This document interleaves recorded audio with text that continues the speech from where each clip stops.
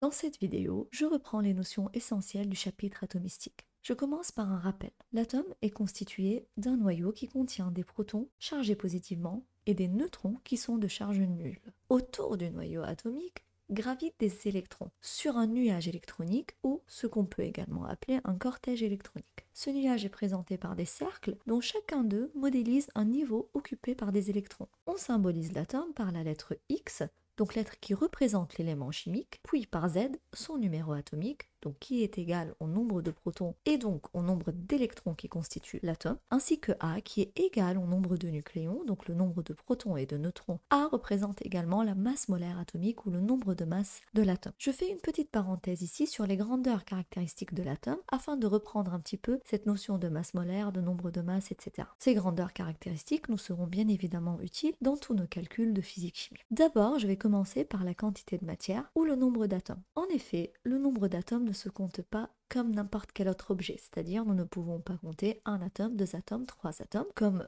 si on comptait des stylos, tout simplement parce que ce sont des entités très petites et il va falloir faire recours à d'autres unités afin de simplifier les calculs. On va utiliser ainsi dans ce cas-là une grandeur spécifique qui est la quantité de matière ou le nombre de moles. Une mole d'atome, c'est l'équivalent de 6,02 fois 10 à la puissance 23 atomes. Donc vous comprenez bien que 6 avec 23 zéros derrière, c'est énorme, d'où l'intérêt d'utiliser de nouvelles unités pour reprendre des calculs qui sont faciles. Cette égalité a été entreprise par Avogadro, donc le 6,02 fois 10 puissance 23 atomes n'est rien d'autre que le nombre d'Avogadro.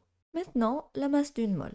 On sait déjà une mole c'est combien en quantité ou en entité chimique. Maintenant la masse d'une mole ou la masse molaire atomique, c'est la masse qu'on va peser sur une balance de une mole, donc de 6,022 fois 10 à la puissance 23 atomes, comme par exemple l'atome d'oxygène qui a un numéro atomique, donc un nombre de protons qui est égal à 8, donc un nombre d'électrons également qui vaut 8. Sa masse molaire atomique est donc son nombre de masse qui est représenté par la lettre A, et l'unité de la masse molaire atomique est les grammes par mol. Donc si A égale 16, la masse n'est rien d'autre que 16 grammes, donc 16 grammes pour une mole d'oxygène. Également, nous pouvons calculer cette masse molaire atomique en unité de masse atomique, elle est égale à la masse molaire en grammes par mol, donc ici c'est 16 unités de masse atomique. Plusieurs expériences et théories ont été élaborées afin de mieux comprendre l'atome. Donc premièrement, Thomson propose un modèle atomique dit le plum pudding, comme on peut le voir ici.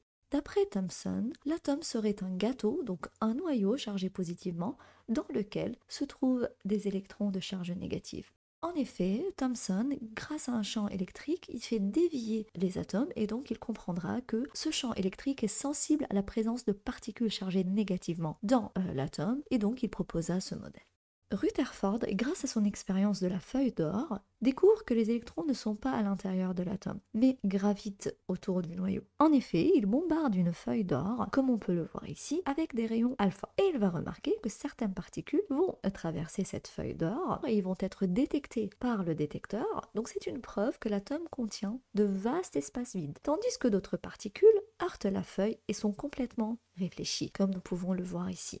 Ces particules heurtent bien évidemment le noyau atomique. On conclut d'après cette théorie que le nuage électronique est très volumineux par rapport au noyau, donc le volume de l'atome est celui de son nuage électronique. Ici, je tiens à préciser également que la masse d'un atome est celle de son noyau, puisque les électrons sont moins lourds que les protons et les neutrons. Ainsi, la masse d'un proton est à peu près égale à la masse du neutron, et la masse d'un proton ou d'un neutron est 2000 fois supérieure à la masse de l'électron.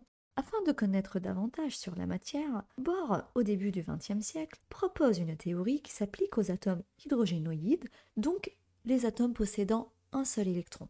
Selon Bohr, les électrons qui gravitent autour de l'atome possèdent une vitesse bien constante, donc qui ne change pas, une trajectoire fixe, donc chaque électron est à une distance bien fixe et donnée du centre atomique, donc un rayon fixe, ainsi qu'un niveau énergétique, donc un électron donné va se trouver sur un niveau énergétique qui va lui appartenir. Ainsi, les électrons qui occupent les niveaux énergétiques les plus proches du noyau sont dits des électrons à l'état fondamental. Donc l'état, le premier niveau ici le plus proche du noyau comme on peut le voir, et qui est donc le plus stable.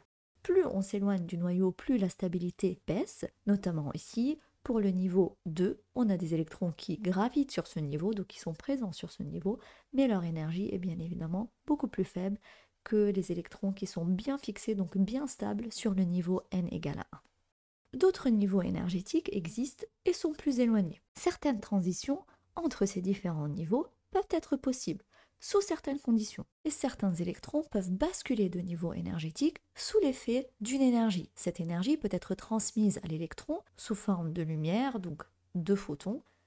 Maintenant, il est possible de provoquer une transition des niveaux énergétiques inférieurs vers les niveaux énergétiques supérieurs, ce qui est le cas ici, donc sous l'effet d'une énergie qu'on va fournir à l'électron, comme ça il va passer vers un niveau énergétique supérieur. À ce moment-là, on va dire que l'électron passe à des états excités. Donc tous les états qui sont supérieurs à l'état fondamental sont des états excités. Donc on dit que l'électron également est excité. Quand l'électron absorbe une énergie afin de s'exciter, on dit que cette transition s'appelle une absorption. Le cas contraire, l'électron peut transiter des niveaux supérieurs vers des niveaux inférieurs. À ce moment-là, on a un surplus énergétique, donc on a une transmission d'une onde lumineuse, et ce phénomène va s'appeler une émission. On remarque donc que les électrons sont sur des niveaux donnés. On retiendra que les électrons sont des particules quantiques. Leur énergie peut être quantifiée. Et la théorie de Bohr a permis de calculer un certain nombre de paramètres, donc notamment cette énergie de l'électron qui est représentée par moins 13,6 fois Z au carré divisé par N au carré. Donc Z c'est le numéro atomique, N c'est le niveau énergétique sur lequel se trouve l'électron. Cette énergie est calculée en électron-volt. Attention, des fois on serait amené à faire une conversion entre électron-volt et joule, donc joule c'est l'unité du système international de l'énergie. Un électron-volt est égal à 1,6 fois 10 à la puissance moins 19 joules. De la même façon, nous allons pouvoir calculer la différence d'énergie, donc la variation énergétique, lors d'une transition entre deux niveaux. On peut ainsi calculer l'énergie qui est perdue, donc qui est transmise sous forme d'un rayon lumineux, par la formule suivante, moins 13,6 fois Z au carré, entre parenthèses 1 sur le niveau final sur lequel va se trouver l'électron, au carré, moins 1 sur le niveau initial au carré. De la même manière, nous allons pouvoir calculer le rayon donc, qui sépare le niveau d'énergie sur lequel se trouve l'électron et le noyau. Donc ce rayon est égal à 0,53 fois n au carré divisé par Z. Z c'est également le numéro atomique. Le rayon, attention, il se calcule en angstrom et des fois nous pouvons avoir des rayons qui tendent vers l'infini. Tout simplement parce qu'il existe un dernier état dans lequel l'électron peut se trouver. Comme nous pouvons le voir ici, cet état est très éloigné de l'état fondamental, c'est l'état ionisé. Ici, l'électron quitte l'atome et l'atome, à ce moment-là, deviendra un ion.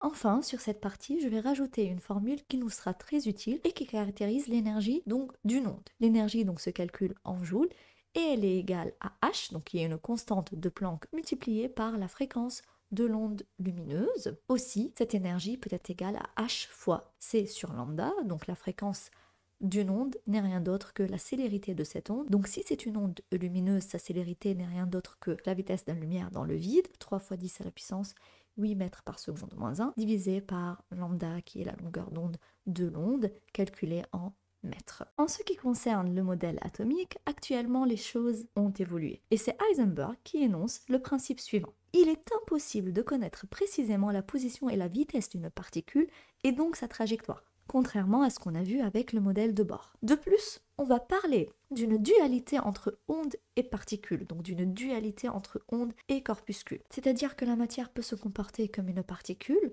donc un corpuscule, comme l'électron, c'est une particule qui a une masse, et donc elle va prendre les propriétés d'une particule, ou également cet électron, ou cette particule peut prendre les propriétés d'une onde. Donc un électron peut avoir les propriétés d'une onde. Une des propriétés, c'est le calcul de son énergie avec h fois c sur lambda, ou h fois la vitesse de la particule sur la longueur d'onde. Attention, la vitesse de la particule doit être suffisamment grande pour pouvoir appliquer cette égalité avec la fameuse formule d'Einstein, E égale mc carré ou E égale m fois v au carré. Ainsi, ici, en faisant une petite simplification avec les termes qui se répètent de part et d'autre de l'égalité, nous pouvons conclure la longueur d'onde qui est calculée selon le principe de Heisenberg et qui est égale à h, donc la constante de Planck, divisée par la masse fois la vitesse avec laquelle la particule se déplace. Ici, si nous reprenons le modèle de l'atome, vu précédemment, nous ne pouvons plus donner une trajectoire précise ainsi qu'une vitesse constante à un électron parce qu'il est tout simplement pas possible de connaître précisément sa trajectoire et sa vitesse à un instant donné. On va parler plutôt d'une probabilité de présence d'un électron dans une zone de l'espace. Cette probabilité de présence peut être vraie jusqu'à 99% des cas.